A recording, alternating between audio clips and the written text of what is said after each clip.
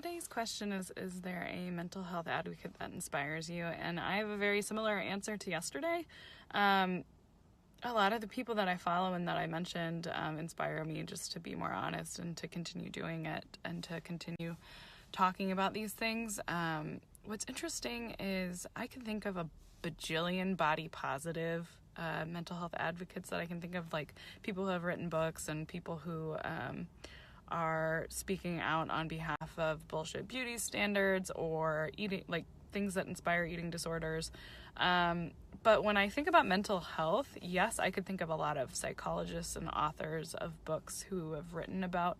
mental health, but I really can't think of a ton of advocates, and maybe that's an issue of my own feed. My feed is filled with a lot of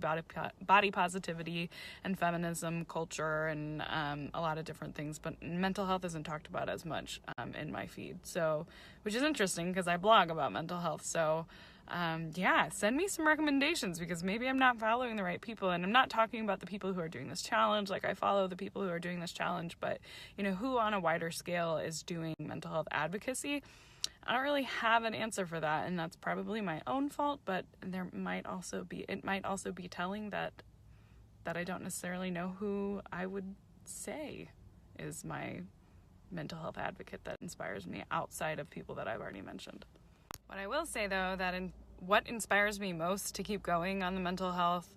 oversharing, for lack of a better term, is the people who message me and say things like, hey, me too, and this really helped. Time and time again, those are what keep me going, because a lot of the time it never gets less scary publishing something that is oversharing, especially about mental health. And so when I get a message that's like, thank God you sent this because now I feel less alone, or I was able to share with someone I love so that they can better understand me, that's the thing that keeps me going more than anything else and inspires me to be more honest, as I can be.